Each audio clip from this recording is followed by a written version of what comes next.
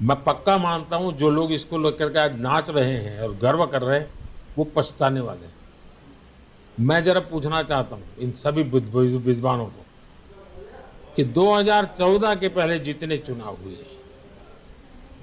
चुनाव में खर्चा तो हुआ ही होगा ना, बिना खर्चा नहीं। कौन एजेंसी है जो मैं बता पाए कि भाई पैसा कहाँ से आया था, कहाँ गया और किसने खर्च किया है क्या? ये तो मोदी ने इलेक्ट्रॉल बॉन्ड बनाया था। इसके कारण आज आप ढूंढ पा रहे हो कि पैसा बॉन्ड किसने लिया, कहाँ दिया, कैसे। वरना तो पहले तो पता ही नहीं था, चुनाव तो खर्चा होता था। इंडिया में इलेक्शन ऑनगोइंग है और हर एक पार्टी इंडिया में अपने अपने मुद्दों पे चुनाव लड़ रही है। हर एक पार्टी का अपना एक डिफरेंट मैनिफेस्टो है और उसी मैनिफेस्टो को समझाने के लिए जो पार्टियां हैं वो डिफरेंट डिफरेंट तरीके से अपनी जो जनता है उससे इंटरेक्ट करती है ताकि ज़्यादा से ज़्यादा चुनाव में उनको जीत मिल सके, वोटिंग उनके फेवर में आ सके।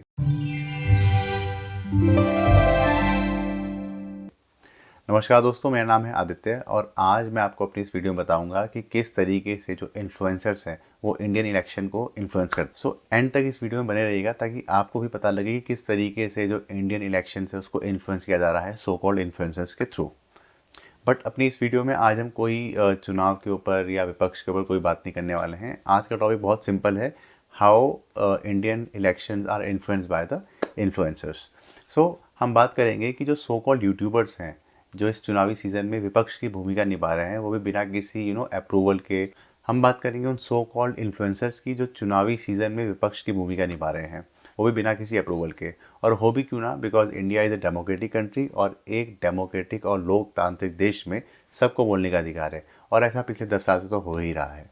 दोस्तों, आप लोगों ने एक चीज़ नोटिस की होगी कि जब भी चुनाव आते हैं तो पार्टियों के साथ कुछ स्लीपिंग सेल भी एक्टिवेट हो जाते हैं, भले ही वो आईटी एक्सपर्ट्स हों या फिर मार्केटिंग वाले हों या फिर सो कॉल्ड इन्फ्लुएंसर्स हों।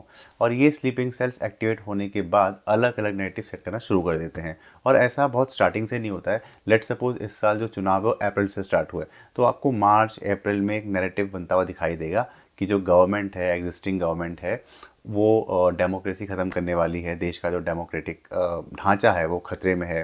रिजर्वेशन पूरी तरीके से ख़त्म हो जाएगा। मे बी ये हमारा लास्ट इलेक्शन हो, इसके बाद 400 पार के बाद हम अगली बार कभी वोट ही ना कर पाएँ और देश को बचाना है। ये ना जाने कितने सारे नैरेटिव सेट हो गए हैं और हम सब अब उस हिसाब से सोचने भी लग गए हैं। क्या सच में ये लास्ट इलेक्शन है? क्या सच में जो हमारी डेमोक्रेसी है वो खतरे में है? तो इन्हीं सारे पॉइंट्स को आज हम डिस्कस करेंगे और देखेंगे कि किसका जो स्टैंड पॉइंट है वो कितना स्ट्रांग है। गवर्नमेंट ने इस पर भी कोई कमेंट नहीं किया है, बट क्योंकि डेमोक्रेसी है, हर एक बंदा लगा हुआ है अपने स्टेटमेंट से इन्फ्लुएंस करने में। तो इसी चीज़ को आज मैं डिकोड करूंगा। आई होप कि आपको मेरा कंटेंट आगे भी अच्छा लगेगा। दोस्तों, सोशल मीडिया इन्फ्लुएंसर अभी तक फाइनेंस में, ऑटोमोबाइल में, रियल एस्टेट में, एजुटेक में न्यू लॉन्चेस तक सीमित थे। बट क्योंकि अब सो कॉल्ड इन्फ्लुएंसर्स काफ़ी पॉपुलर हो गए हैं, उनकी जो फ़ैन फॉलोइंग है, सब्सक्राइबर है, वो मिलियंस में जा चुके हैं, तो उनको कुछ हट के करना पड़ेगा ताकि उनके पास जो ये रीच है, ये पॉपुलैरिटी है, वो कंटिन्यू रहे। और इसी चीज़ को अचीव करने के लिए वो पॉलिटिक्स में आ चुके हैं। वो कम्प्लीटली पॉलिटिक्स में हाथ आजमाना चाहते हैं और इससे कोई फ़र्क नहीं पड़ता कि जो पॉलिटिक्स है वो इंडिया की है या जर्मनी की है। सो इस तरह के इन्फ्लुएंसर्स हैं, उनको कुछ लोग आज के टाइम पे सीरियसली भी लेने लग गए हैं और तो और कुछ high profile farmer news reporters and podcasters जो इनको इनवाइट करते हैं और इनको और डिटेल में सुना जाते हैं। और इससे जो मार्केटिंग है इन्फ्लुएंसिंग की, जो माइंड वॉश है, जो ब्रेन वॉश हो रहा है, वो और बढ़ती है और हम और ज़्यादा भ्रमित होना शुरू कर देते हैं। तो दोस्तों, इसको एक एग्जांपल समझते हैं। अगर आपको कोई सेट ऑफ इन्फ्लुएंसर्स बोलें कि शेयर मार्केट जो है वो कल बहुत हाई जाने वाला है या शेयर मार्केट जो है वो आने वाले मंथ में बहुत हाई जाने वाला है, डेली अगर आपको यही चीज़ प्रमोट की जाए तो एक टाइम पे आपका जो माइंड है वो इसी तरीके से सोचना शुरू कर देगा और आप सच में मान बैठेंगे कि शेयर मार्केट आने वाले टाइम पे उछाल मारने वाला है। पर दोस्तों, क्या आपने कभी सोचा है कि ये सब हो क्यों रहा है? इसका मेन रीज़न क्या है? इसीलिए मुझे ये वीडियो बनानी पड़ रही है। तो आपको क्या सच में लगता है कि जो इतने एफर्ट्स जो इन्फ्लुएंसर्स हैं, जो यूट्यूब पे या सोशल मीडिया पे लोग एफर्ट मार रहे हैं, वो देश बचाने के लिए मारा जा रहा है या फिर सब्सक्राइबर बेस और पॉपुलैरिटी को और गेन करने के लिए? आपने एक पैटर्न देखा होगा कि कभी भी कोई घटना घटती है तो उस टाइम जो इन्फ्लुएंसर्स होते हैं वो एक्टिवेट हो जाते हैं और उस पर्टिकुलर टॉपिक पे अपनी राय रखना शुरू करते हैं। ये न्यू लॉन्चेस तक, गाड़ियों के अनबॉक्सिंग तक, मोबाइल के अनबॉक्सिंग तक सीमित था। बट जब आप किसी कंट्री की डेमोक्रेसी पे हिट करते हैं और अपने ओपन विचार इस तरीके से रखते हैं जिसका कोई ओर छोर ना हो, तो ये बहुत ही डेंजरस सिचुएशन बन जाती है। सो दोस्तों, आपने एक और पैटर्न नोटिस किया होगा कि जो ये इन्फ्लुएंसर्स होते हैं, राइट, ये पूरे साल भर तो किसी एजुकेशन पे या किसी न्यू फैक्ट्स पे वीडियो बनाते हैं, राइट। ये 5 साल तक कम्प्लीटली स्लीपिंग सेल पोजीशन में रहते हैं, अपना हनीमून पीरियड एंजॉय करते हैं। और तो और दोस्तों, ये लोग इंडियन सिर्फ नाम के होते हैं, डायरेक्ट टैक्स और इनडायरेक्ट टैक्स पे इनकी कोई कंट्रीब्यूशन नहीं होती। बट हाँ, बैठे बैठे ये लोग अपनी लोकेशन से अपने आप को India as a Indian tag करते हैं। सो दोस्तों, आपने एक और चीज़ नोटिस की होगी, जितने भी ये इस टाइप के इन्फ्लुएंसर्स होते हैं, ये पूरे 5 साल गायब रहते हैं, राइट। मतलब 5 साल मैं इसलिए बोल रहा हूँ कि हर 5 साल में लोकसभा के इलेक्शन होते हैं। ये एजुकेशन पे, किसी फैक्ट पे, किसी कंट्रोवर्सी पे वीडियोस बनाते हैं। बट जब भी इलेक्शन आता है या कोई गवर्नमेंट के अगेंस्ट कुछ करना होता है, तो ये तुरंत स्लीपिंग सेल से एक्टिवेट हो जाते हैं। उस टाइम जो इनका हनीमून पीरियड होता है वो ओवर हो जाता है, ये जो छुट्टियों पे जाते हैं, वेकेशंस पे जाते हैं, वो सारी चीज़ें ओवर हो जाती हैं। उसके बाद ये पूरे तन मन धन से लग जाते हैं गवर्नमेंट के पीछे पड़ने के लिए, राइट। आप अगर देखेंगे, ये इनमें से कुछ इन्फ्लुएंसर्स इंडिया में रहते भी नहीं हैं, इनका कोई भी योगदान नहीं है इंडियन टैक्स सिस्टम में, राइट। ये इंडियन है, बॉर्न होंगे मे बी, मुझे ज़्यादा आइडिया नहीं है, बट सिर्फ बॉर्न नहीं है, उसके बाद से इनका इंडिया से कोई लेना देना नहीं है। सो ऐसे इन्फ्लुएंसर्स भी काफ़ी हाई लेवल की फैक्ट एक इन्वायरमेंट बनाते हैं, और जो काफ़ी ऑडियंस है, जो इनके सब्सक्राइबर्स हैं, वो काफ़ी इनको सीरियस के साथ सुनती भी हैं, और इसका कहीं ना कहीं बहुत इम्पैक्ट पड़ता है। मैं आपको आने वाले पार्ट में बहुत आसान भाषा में आपको समझाऊंगा, मे बी वो आपके लिए इजी पड़े। So, दोस्तों, अब मैं आपको एक इनका काम करने का तरीका बताता हूँ। ये लोग एक स्पेसिफिक टाइम पे गवर्नमेंट के अगेंस्ट एक सीरीज़ में वीडियो बनाते हैं। अगर आपने एक पैटर्न नोट किया होगा, जो सीरीज़ ऑफ इवेंट हुआ है, भले ही वो इंडिया में फॉर्मर प्रोटेस्ट हो, राइट, उसके वीडियोस बनी है। फिर जो दिल्ली के सीएम हैं केजरीवाल, उनके सीरीज़ में वीडियोस बनी है। फिर इलेक्टोरल बॉन्ड पे वीडियोस बना है। फिर लद्दाख इश्यूज़ पे वीडियो बना है। और इलेक्शन के टाइम पे तो आप देख ही रहे हैं, डिफरेंट टाइप की वीडियोस बन रही हैं। तो ये आप पैटर्न अगर नोट करोगे, तो मार्च में नहीं था ये पैटर्न, मार्च एंड में और अप्रैल में तो ये पीक पे चला गया। हर वीक में एक वीडियो आ रहा है, और आप उस पर व्यूज़ देखेंगे वो भी बढ़ रहे हैं। तो इस टाइम, इलेक्शन के टाइम, अगर आप ऐसे वीडियो बनाते हैं तो आग में घी का काम करते हैं, और बहुत से लोग ब्लाइंडली उस पर विश्वास भी करते हैं, राइट। बट ये कितना डेंजरस है, ये मैं आपको अपनी वीडियो में अभी बताने वाला हूँ। दोस्तों, ये सारे जो वीडियोस बनते हैं गवर्नमेंट के अगेंस्ट, ये directly indirectly government of India से ही रिलेटेड होते हैं। ये किसी सेलिब्रिटीज़ पे बेस्ड नहीं होते हैं, किसी बिजनेसमैन पे बेस्ड नहीं होते हैं। इनका सीधा और सीधा गवर्नमेंट और इंडिया को ही टारगेट करना होता है। और अगर आप वीडियो के व्यूज़ देखोगे, तो ये ऑन एन एवरेज 15 से 20 मिलियन है। और ये सारे वीडियो मार्च एंड टू अप्रैल में अपलोड हुए हैं, और स्टिल ये मुझे लगता है जब तक लोकसभा चुनाव का रिजल्ट नहीं आएगा तब तक ये अपलोड होता रहेगा, और इसी इलेक्शन के चूल्हे पे ये लोग अपनी रोटियां सेकते रहेंगे। अब दोस्तों, एक एग्जांपल ले लेते हैं। लेट सपोज एक इन्फ्लुएंसर है, राइट, और वो एक एक्टिविस्ट भी कहलाते हैं। मंदिर वाली चीज तो 1996 से चली आ रही है। 1996 से लेके आज तक दोस्तों, हर मैनिफेस्टो में इन्होंने राम मंदिर वाली बात मेंशन करी है। अब कुछ इनके सपोर्टर्स कहते हैं कि अब कोर्ट में केस चल रहा है इसलिए बनवा नहीं पा रहे, लेकिन भाई अगर कोर्ट में केस चल रहा है तो इस चीज को मैनिफेस्टो में लिखने की क्या जरूरत है? जब आप कर ही नहीं सकते इस चीज को कंट्रोल, तो मैनिफेस्टो में हर बार क्यों मेंशन कर देते हो कि हम राम मंदिर बनवा देंगे? जिनका नाम है मिस्टर ध्रुव राठी। इनका चैनल अगर आप देखोगे तो स्टार्टिंग में he was doing very good job. इनके मल्टीपल नीशेज़ में वीडियो हैं, और काफ़ी एनालिसिस करके वीडियो बनाते हैं, और काफ़ी आई ओपनिंग वीडियो रहती हैं, राइट। एंड व्यूज़ भी अगर आप देखोगे तो 3 to 5 million on an average आते थे। बट जब से इन्होंने इलेक्शन टाइम पे वीडियो बनाना शुरू किया, तो इनका अगर आप एवरेज देखोगे, वो 3 से 5 मिलियन ना रह के 15 से 20 मिलियन चला गया है। मतलब व्यूज़ भी बढ़े हैं काफ़ी, आपको स्नैपशॉट में दिख रहा होगा, व्यूज़ भी बढ़े हैं, वॉचिंग आवर्स भी बढ़े हैं, और सब्सक्राइबर बेस भी बढ़ा है। तो कहीं ना कहीं डायरेक्टली इनडायरेक्टली इनके सब्सक्राइबर्स को के काउंट पे, व्यूज़ पे, वॉचिंग आवर्स पे काफ़ी फ़ायदा हो रहा है, और फंडिंग में भी कहीं ना कहीं से वो भी आ रही है। अगर आप ध्रुव राठी का चैनल नोटिस करोगे, फोकस करोगे, तो उसमें आप देखोगे कि फरवरी तक सब कुछ बढ़िया चल रहा है। इवन मार्च में भी बहुत बढ़िया सब कुछ चल रहा है, अच्छी अर्निंग आ रही है, अच्छा व्यू आ रहा है, और वीडियो भी ध्रुव राठी की बायस नहीं थी। बट सडनली क्या होता है, मार्च में आप देखोगे जो ध्रुव राठी का चैनल है वो एक बायस्ड हो जाता है, मतलब कम्प्लीटली सेंट्रल गवर्नमेंट के against. My question to people like Dhruv Rathee, कि आपको 5 साल में कुछ नहीं दिखा, 10 साल में कुछ नहीं दिखा?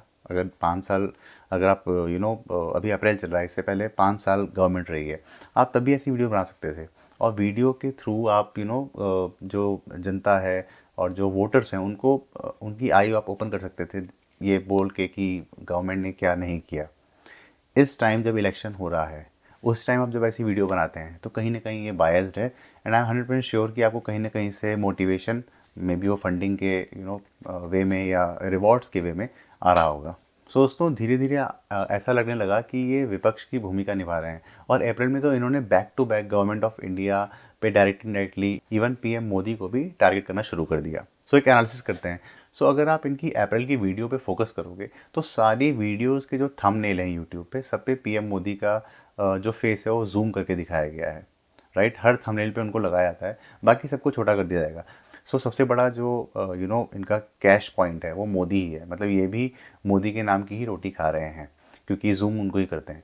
सो दोस्तों, अभी भी विश्वास नहीं होता है कि 10 साल मोदी लहर रही, अभी भी चल रही है। बट इस तरीके से लोग अभी भी मोदी लहर में इतना उठ रहे हैं, इतना पॉपुलर हो रहे हैं, ये मेरे लिए काफ़ी शॉकिंग है। सो दोस्तों, इसमें एक और पॉइंट मैं ऐड करना चाहूँगा कि जो ध्रुव राठी हैं, उन्होंने अपने सारे वीडियोज़ में जो गवर्नमेंट के अगेंस्ट डाला है, उसमें आपने देखा होगा गवर्नमेंट की किसी भी एंगल से कोई तारीफ़ नहीं की। उनके according central government of India ने हमेशा निगेटिव काम किया है। मतलब वो सारे काम उन्होंने दिखाए जो निगेटिव थे। पॉजिटिव काम की कोई भी बात उनकी किसी भी वीडियो में नहीं दिखेगी। तो हुआ ना ये बायस्ड व्यू, राइट। उनकी वीडियो में जो एक तरफा डिसीजन है, जो वो नैरेट सेट करते हैं, वो वन डायरेक्शनल ही है। मतलब कहीं ना कहीं वो विपक्ष को सपोर्ट कर रहे हैं। उनकी एक वीडियो में मैंने ये भी सुना था कि उन्होंने कहा था कि सबसे पहले हमें सरकार को हटाना है, बाद में देखा जाएगा क्या करना है। आप सर्च कर सकते हैं, क्लिप शायद मैं डाल दूँ अपनी इस वीडियो में। दोस्तों, क्या आपको सच में लगता है कि गवर्नमेंट ऑफ इंडिया ने 10 सालों में कुछ नहीं किया? आपको क्या लगता है? आप लोग तो इंडिया में रहते हैं, क्या सच में कुछ अच्छा नहीं हुआ है? क्या सच में ऐसा कोई कानून बना जिससे डेमोक्रेसी खतरे में पड़ गई? क्या 2020 कोविड एरा को हम कम्प्लीटली इग्नोर कर सकते हैं? क्या हम वो जो टाइम था वो भूल गए? क्या जिस तरीके से डिजिटल पेमेंट्स का चलन और cash flow, UPI transactions start हुई, राइट, क्या हम वो भी इग्नोर कर दें? Record highways, expressways, new project launches भी हुए। उनको कहीं तो हमें नोटिस करना चाहिए, कहीं तो अप्रिशिएट करना चाहिए गवर्नमेंट को। सिर्फ नेगेटिव बातें करके हम कहीं ना कहीं सेल्फ मॉरल डाउन कर रहे हैं, क्योंकि हम ही थे जो गवर्नमेंट को चुन के आए थे। Foreign diplomacy, one rank one pension जैसी चीज़ें, sudden increase in startup and loan availability in less paper work, ये सारी चीज़ें तो इस गवर्नमेंट के थ्रू ही हुई। क्या कोई ऐसा दंगा फसाद या रिलीजियस इशू हुआ इस गवर्नमेंट में?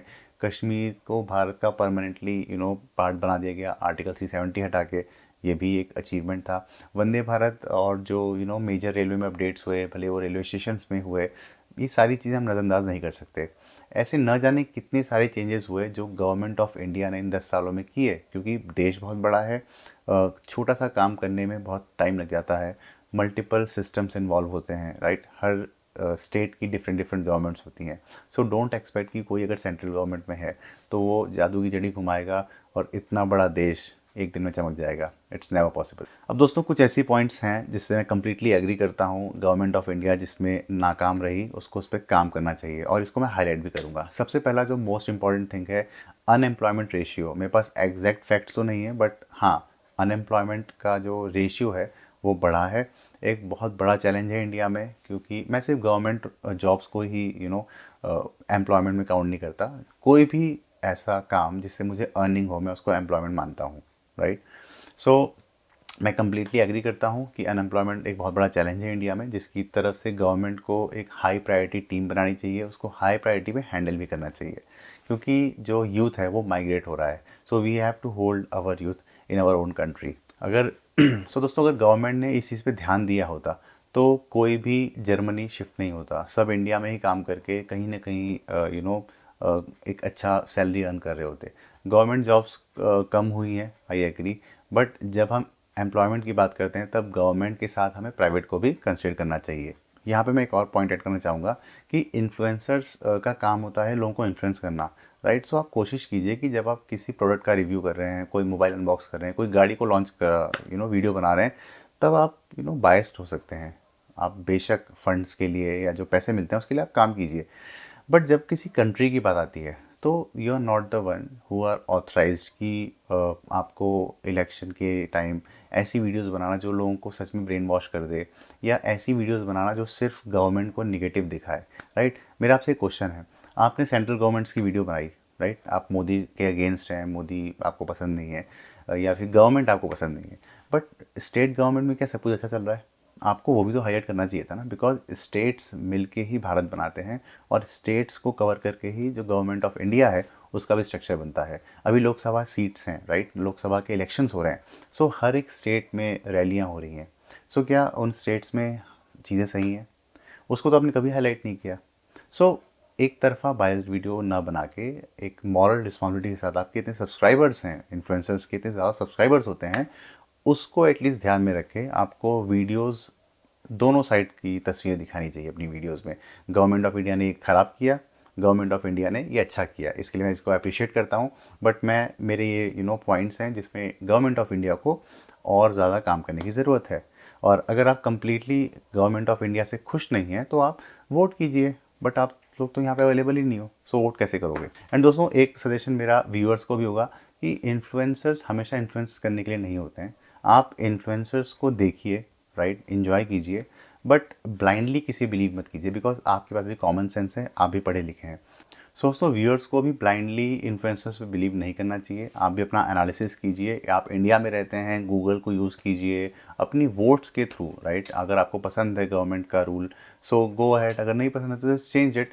किसी की बातों में आके इन्फ्लुएंस होने की ज़रूरत नहीं है। Use your own common sense. So Dhruv की वीडियो में आप सिर्फ देखोगे कि गवर्नमेंट ऑफ इंडिया को वो कम्प्लीटली टारगेट कर रहे हैं, वो भी एक स्पेसिफिक टाइम पे, और याद दिलाते हैं उस टूल किट स्कैम की जो कुछ टाइम पहले इंडिया में हुआ था, जहाँ पे लोग बाहर बैठ के देश को अंदर से खोखला करने में लगे हुए हैं।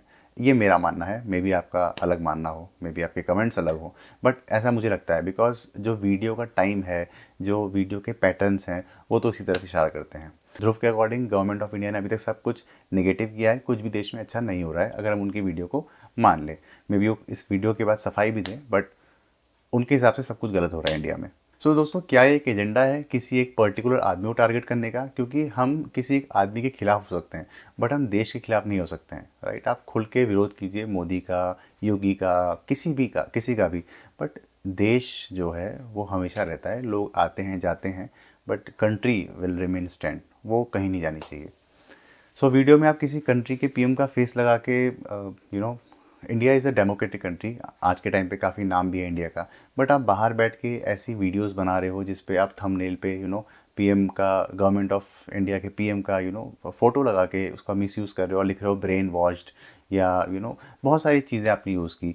सो मुझे नहीं लगता कि आप जैसे इन अच्छे इन्फ्लुएंसर्स को ये चीज़ें शोभा देती हैं। यू हैव टू चेक कि किस टाइम कहाँ से कैश करना है।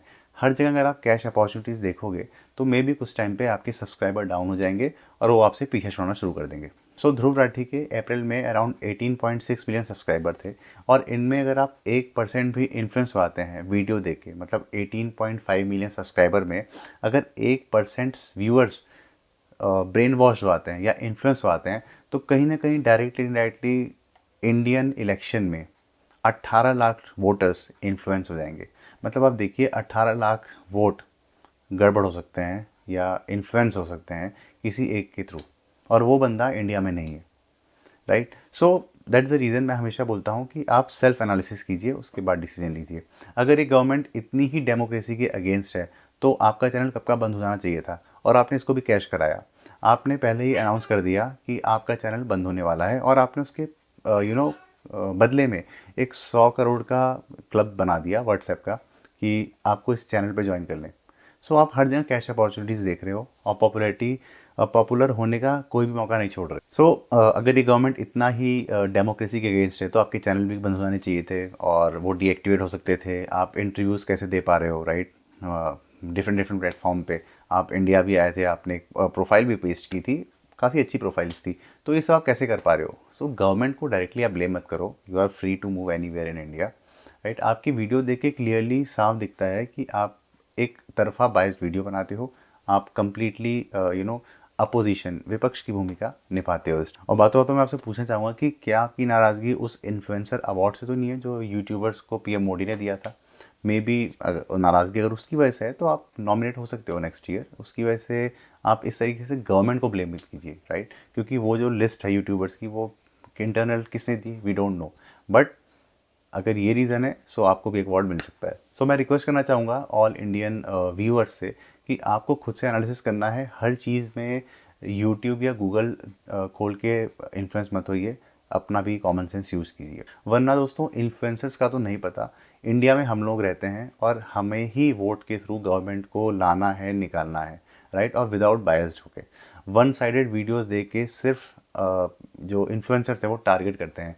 बट हमें अपना ब्रेन वॉश नहीं होने देना है ऐसी वीडियोस देख के, और अपना जो कीमती वोट है उसको सही डायरेक्शन में यूज़ करना है। मैं यहाँ पे किसी भी पार्टी का नाम नहीं लूँगा, आप समझदार हैं, किसको वोट देना है अपने अपने एरिया में देखिए कि कौन एलिजिबल है, किस पार्टी से है वो मैटर नहीं करता, कौन एलिजिबल है ये बहुत मैटर करता है। सो वोटिंग 5 साल में एक बार होती है और हम 5 साल तक उस सरकार को झेलते हैं, तो हमें बहुत सोच समझ के वोट देना है और इन्फ्लुएंस तो बिल्कुल भी नहीं होना है। होप कि आपको मेरी ये वीडियो पसंद आई होगी। अगर आप मेरे विचार से सहमत हैं तो कमेंट करके थैंक्स लिखिए। अगर आपकी अपनी कोई राय है व्यक्तिगत तो वो भी आप कमेंट कीजिए। अगर आपको मेरा वीडियो अच्छा लगा हो तो please subscribe to my channel. And जय हिंद, जय भारत।